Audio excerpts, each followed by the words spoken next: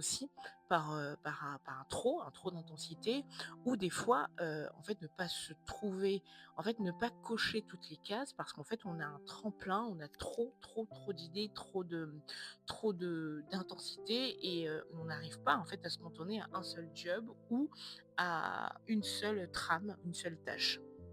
Donc voilà, je pense que ça peut vous aider et ce qui est intéressant aussi dans sa façon de voir, c'est qu'en fait, il y a des exercices et il y a aussi, des synthèses à chaque chapitre. Donc ça vous permet, quand vous avez lu un chapitre, de faire le point sur ce que vous avez retenu, et de faire les exercices, de comprendre, en fait, comment vous positionner et pouvoir travailler, en fait, cette hypersensibilité.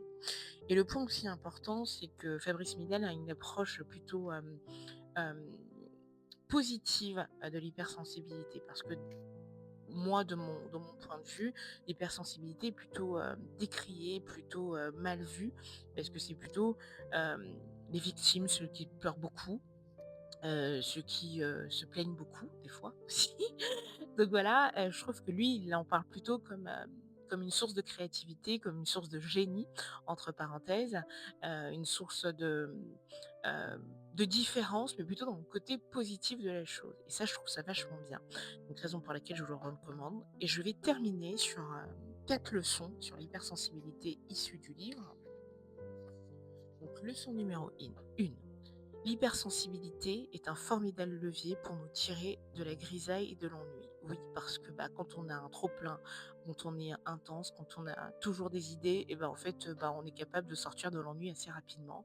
Et quand ça va pas, bah, en fait, ça nous aide aussi à avoir une certaine résilience. Leçon numéro 2. L'hypersensibilité est notre génie. Effectivement, quand on est hypersensible, je m'inclus dedans, même si je colle pas toutes les cases. Mais effectivement, ça crée aussi une zone de génie, parce que la créativité, bah, vient en fait de cette sensibilité au monde. On voit les choses différemment, on voit aussi la beauté dans certaines choses, on a beaucoup d'empathie et cette empathie-là, elle peut être source aussi, bah, de réflexions différentes, de tolérance, d'amour et encore, j'en passe. Leçon numéro 3, apprendre à faire quelque chose de sa souffrance. Parce que oui, l'hypersensibilité peut être vécue comme une souffrance. Quand vous savez pas ce que vous avez, quand vous réagissez différemment, quand on vous pointe du doigt, quand vous êtes marginalisé. Et oui, l'hypersensibilité est une souffrance. Donc il faut savoir la canaliser, enfin pas la canaliser, mais s'en servir. Et surtout, l'accepter. Tout simplement parce que plus on l'accepte, et plus en fait elle fait partie de notre quotidien, et plus on sait vivre avec, et on sait composer aussi avec. Ça, c'est important. Et donc, dernière leçon sur laquelle je vais terminer, nommer ce qu'on est